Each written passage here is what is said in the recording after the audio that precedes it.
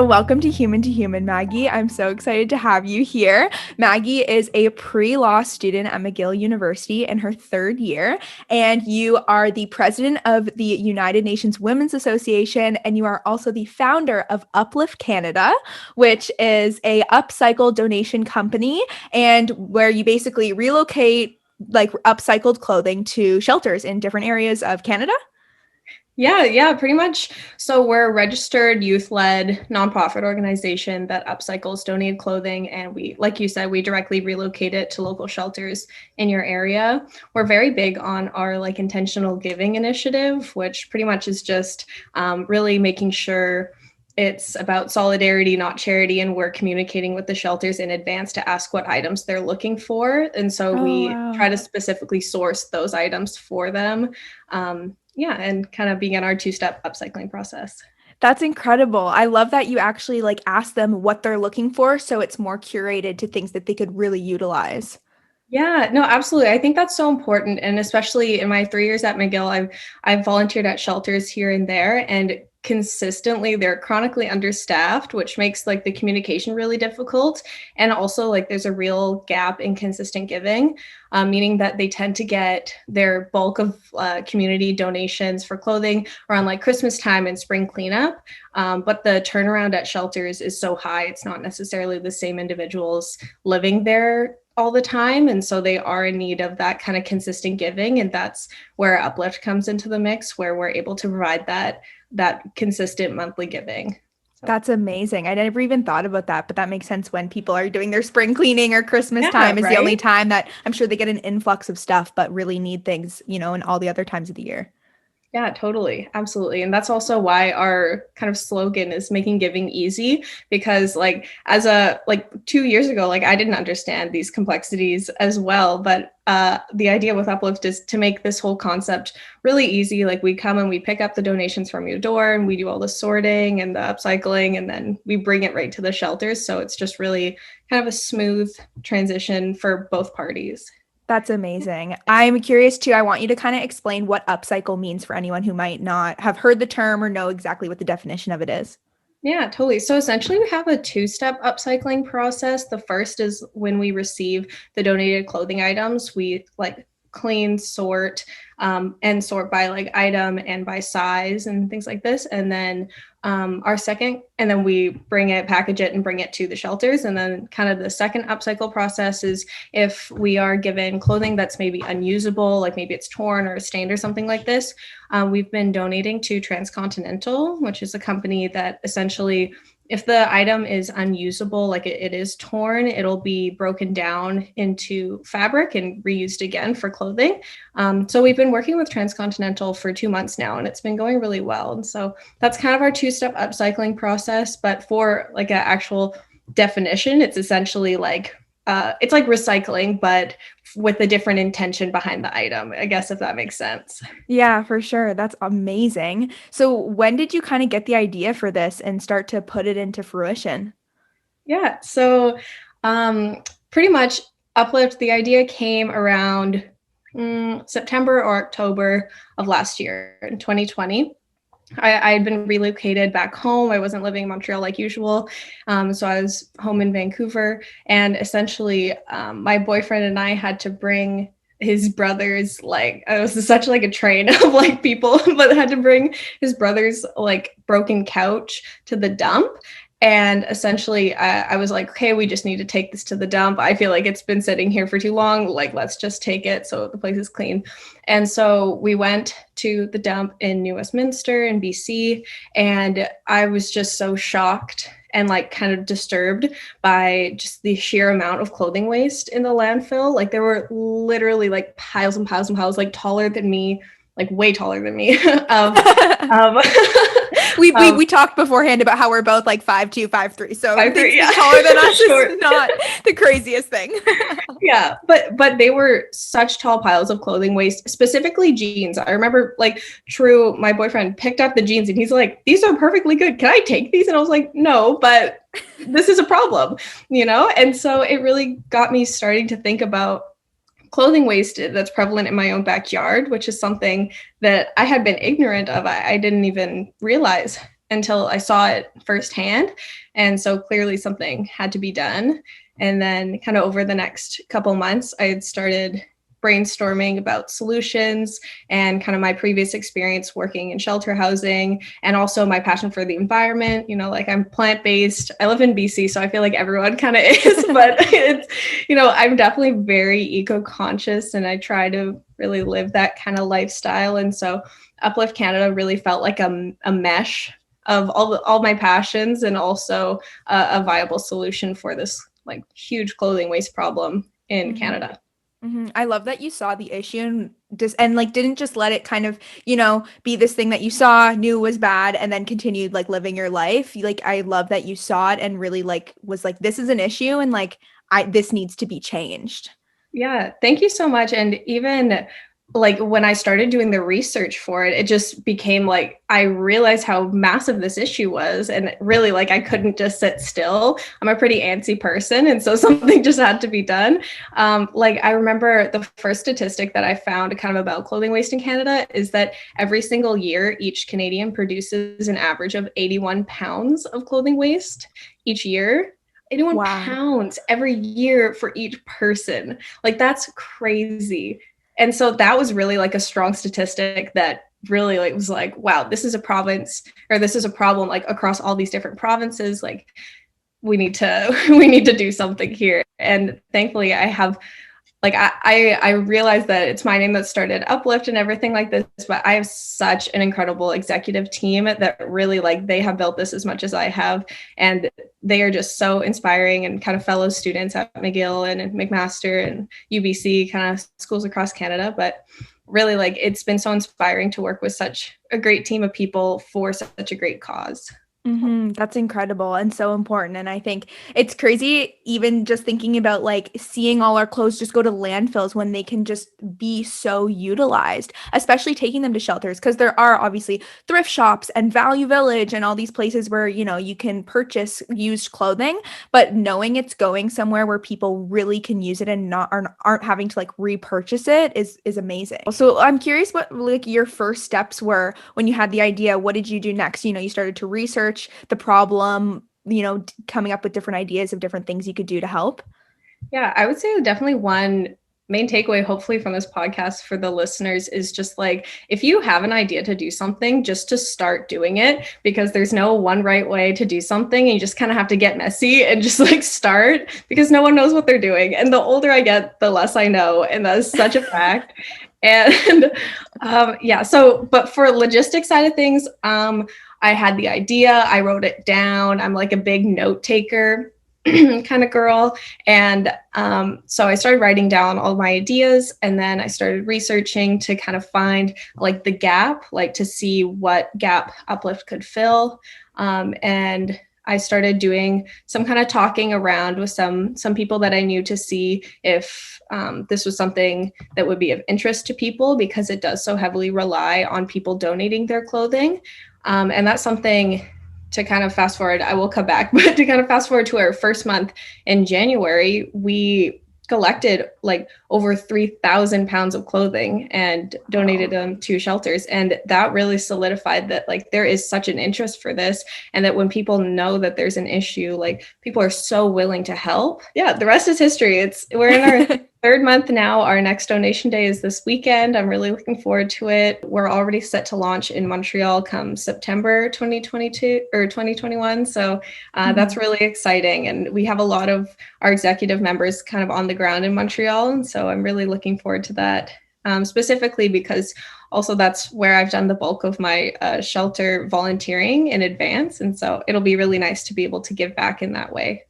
Yeah, for sure. And it's so cool, I think, like to see this idea that you just had like a couple of months ago come into fruition. And I want to kind of dive into more about people who have an idea and know that there's no right or wrong place to just get started.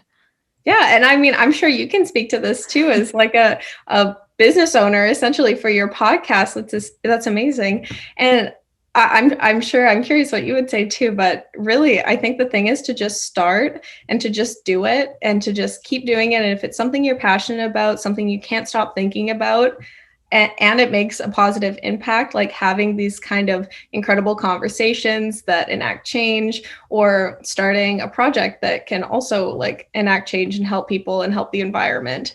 And I think like a big part of Uplift too that makes it so unique is all the different intersections within Uplift Canada. Like I said, environment, social, ethical. It supports the circular economy so we can stop producing waste in this kind of very linear fashion.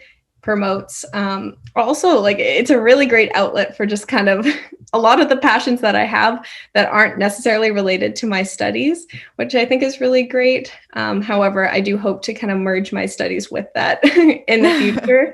And so to answer your question, I would say just start. Just do your research, but just start and do what you can. Tell people that you're interested in it. Start networking, talking to people, and just know that like you're capable. You're absolutely capable to start your own initiative, and it's definitely easier than you think it is. And so definitely, like, on the note about kind of doing things that you haven't done before or doing things that scare you, I think that that's like the primary way to grow is outside of your comfort zone. And I know for me, for example, when I was in, I don't know, maybe grade 5, grade 6, I was so terrified of public speaking. And I have so many vivid memories of just like shaking and like not being comfortable speaking in front of people, or going to like a debate tournament and just like totally not doing a good job because I was so scared.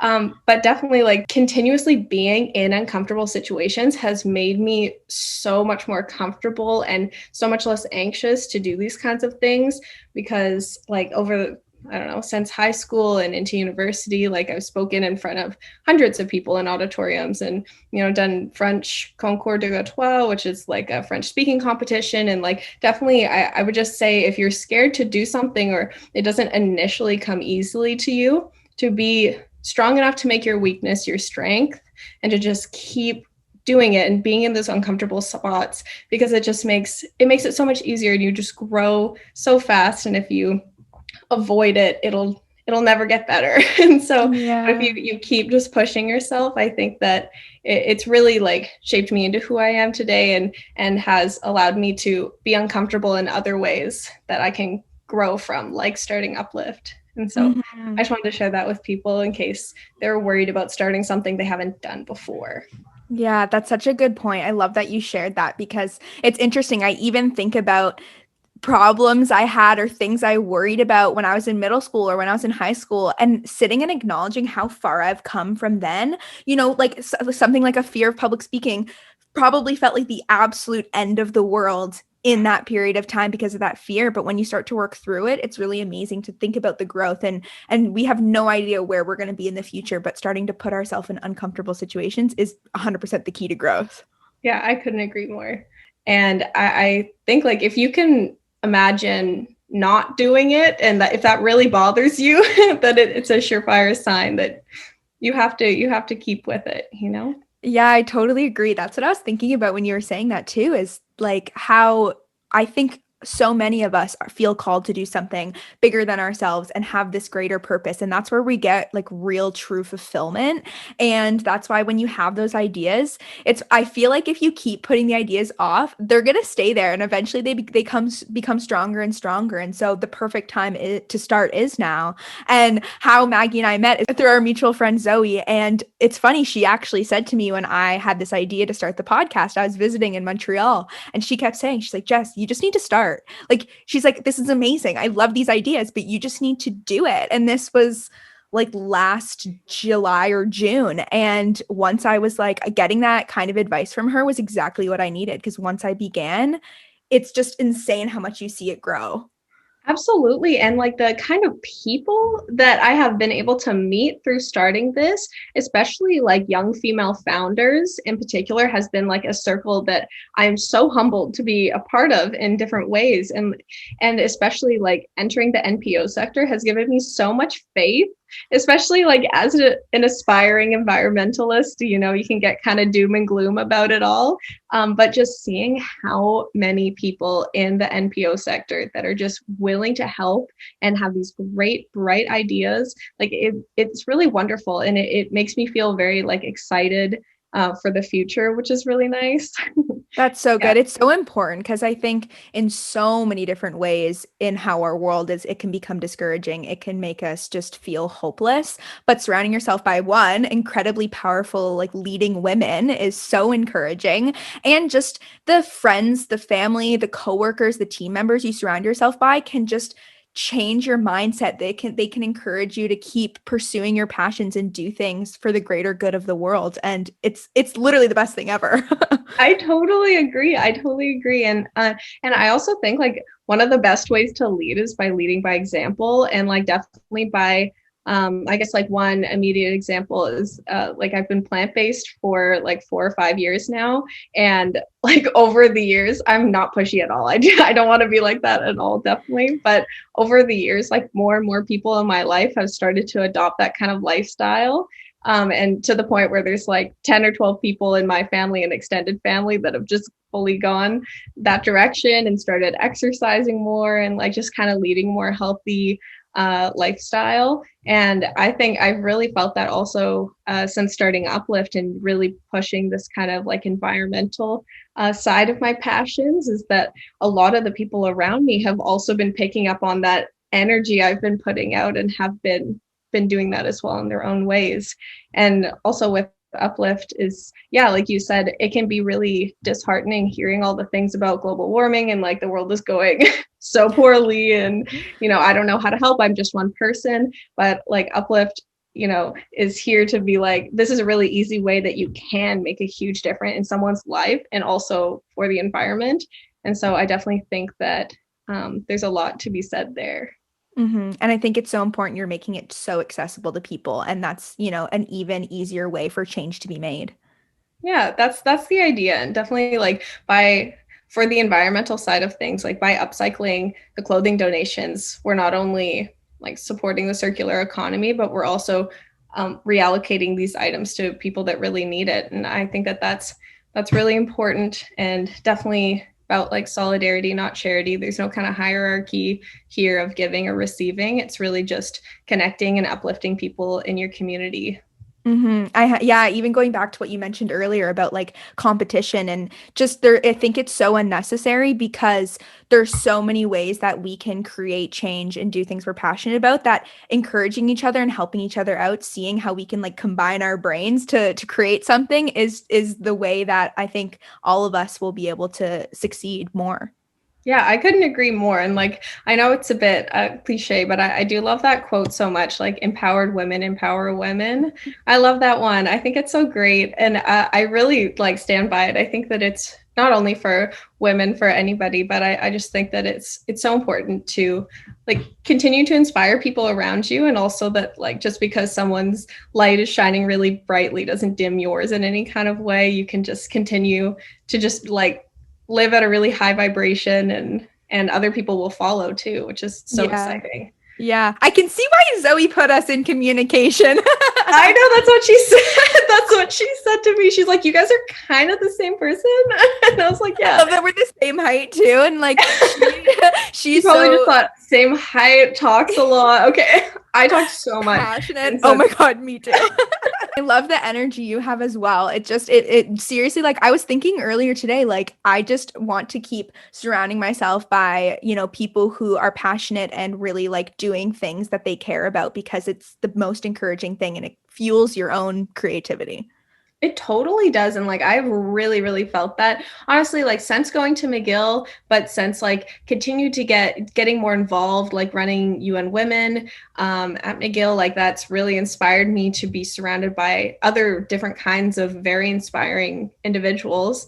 And then since starting Uplift, it's been like a whole other level of that, where really like there are no like, I guess to use our kind of energy vibrations thing again, like there are no like low energy people in my life right now, which is really great. Like it's just a lot of high energy, high vibration, good vibes, inspiring individuals. And it inspires like the work that I'm doing. And it really is propelling me into the kind of future that I'm really passionate about. And Yeah, and you are such an example that you can take these many different areas in your life that you're passionate about mhm. and bring them together, which is amazing. yeah, you are not in a box. You don't have to be like exactly like a bot and just like be the same person. You can like change who you are all the time if you want to. Keep reinventing yourself and just, yeah, like absolutely. There's no one right way to do things. And I think just living out your authentic life is the best thing that we can do, because it's just contributing your uniqueness to the world. And it's so inspiring to people, because the more I see people living out their authentic lives, the more I want to do that too. And that's inspired me to do that and kind of get out of my shell, which has been nice. Oh my God. Yeah, me too. It does really uplift you. And I think uplift. I love that. It's good like that. It's good like that. Yeah. It is good like that. I do that so often too with like, I'll say something about humans and people will be like human to human. And I'll be like, oh yeah, true. But it is so amazing. And you know, what's so interesting too is like recently I was talking to a friend yesterday about like, I have been in the dating scene and like dated a bunch of different guys and like have not gone past like first or second dates in like so long. And my friend yesterday, she was like, just like, I think you intimidate guys. And I was like, how? I don't understand. And she was like, when you're someone who's so passionate, and like she used the word successful, and I wouldn't use that word. You're successful. Say it. It's good. It's real. Yeah. Okay. Thank you. Yeah. Like when you're working on things you're so passionate about, you know, you are on a higher frequency and you attract that in others. But I think when people aren't, you know, fulfilling their passions, they can be intimidated by that. I completely agree, and I think you need to meet some stronger men because if they're intimidated by you and your passion and your success, like they're not worth it. Yeah. Like, oh my God. But it's true. Yeah, no, it's true. I think so too. And it's so funny. Even when you were mentioning your boyfriend, I was like, oh, I'm like, Maggie's a strong, independent woman, and she has a boyfriend. It's possible. Okay, I just need to like be picky. Well, yeah, I think it's important to like, I've definitely like misstepped. I've had like not great relationships too, because, you know, we do it. But like my current boyfriend of like 3 years, it's been going really well. And like, I mean, 3 years. So, but I think it's just been really great to find someone that like makes me want to be better. And I think I make him want to be better too, because just like someone that you grow with and like you keep just kind of elevating each year. Like it's, yeah, definitely. He's my number one supporter with Uplift. He's the first person I told the idea to, because he's so supportive, because I knew he would be nice about it and not be like critical. And I told him and he was like, how can I get involved? What can I do? And he loves finance. And so he's our VP finance at Uplift. And he's so excellent. I'm definitely like very thankful to have such a supporter in my life. That's amazing. Yeah. But it took a while to find him. See, I like that. I like to hear it. That's good to know. And coming. Like, yeah. And I think for sure it just, it'll attract when you are doing things you care about, it'll attract that in romantic partners, platonic friendships, team members, family members, all of it. I could not agree more. Like when you're your best self, other people that are just like thriving find you. And like that is such a truth. Like it's such a truth. And I definitely believe in that. And same with opportunities. Not only people coming your way, but opportunities come your way, and it just everything fits into place. I'm definitely a person that's like always been very big on planning. I still am, but I think that if 2020 has taught me anything, and like 2021, like it's like you can't plan everything, because bigger things happen that are outside of your control. And I think that just letting go a little bit has allowed me to be more creative, to like think outside the box and to find creative solutions, and to let other things just naturally fall into place with kind of the frequency that I've been putting out. And I think that was a huge reason why Uplift happened too, because there's no way of knowing that if the pandemic didn't bring me home and I didn't go to that dump in New West, that it would have even happened if I was still living in Montreal business as usual. And so it's definitely like just sitting back and letting life do its thing, I think is really important, not trying to hyper organize. I could not agree more. Like my podcast wouldn't exist without the pandemic. And I think having the pandemic happen, having time to, you know, even be bored and have a bit of extra free time, it just allows so much to come into our life that we wouldn't expect. And okay, I want to make sure people also can know how they can get involved in a big way or even a small way with Uplift. Yeah, totally. And so we actually just yesterday put out a nationwide call for volunteers where pretty much people can sign into this Google form and put in their information. And essentially, they'll be notified for when Uplift comes to a location near them in case they do want to volunteer and get involved. Just because we're always looking for people for driving for pickup or people for sorting. And so that's one primary way they can get involved. And you can find that on our website under volunteer opportunities and also on our social media in our link tree in our bio. So that's like a primary way to get involved. Of course, there are like monetary donations that people can make on our website. But otherwise, just like being conscious of your clothing consumption, even if you're not donating to Uplift, I think it's just really important to, like, if you're sad, maybe don't go buy something that you would wear once and then throw away. Like if you're upset, maybe journal about it or go run outside or walk outside or talk with friends. You know, there's other things that you can do instead of consuming. And I would say, even if you're not donating to Uplift, just to try to do your best to help the environment in any way you can. And also individuals in your community, if that's starting an initiative of your own or volunteering for a cause you really care about. So. Oh, that's incredible. Thank you so much. And where can people find, what's the website to Uplift, Instagram, yours as well? Feel free to plug yourself. Yes, yeah, sure. Okay, so our website is upliftcanadafoundation.org. Our Instagram is uplift_Canada. And my Instagram is Maggie_Larocque, if anyone wants to check that out. It was so great to have this awesome conversation with Maggie. Check out Uplift Canada and see if there's any way that you can get involved. It is spring cleaning season, but there are ways to donate throughout the entire year. So right now, Uplift is just doing donations right now in Vancouver, BC and in Montreal, but she is hoping to expand wider soon. But either way, you can be notified if there are Uplift Canada donations happening near you. And overall, just think about what you're spending your money on, what you're purchasing, and make sure you're trying to do it in a sustainable way as possible. I am so excited to announce, I've been kind of mentioning it in each episode, but in a month and a half, we'll be doing just solo episodes by myself with hopefully some helpful advice for you. So make sure you're subscribed so you don't miss when those episodes are dropping, and make sure you follow at Human to Human Pod on Instagram, where I am sharing a ton of podcast things and things to expect, and myself on Instagram as well at Jessica J. McDonald. And leave a review if you enjoyed the show, and we'll see you on Tuesday.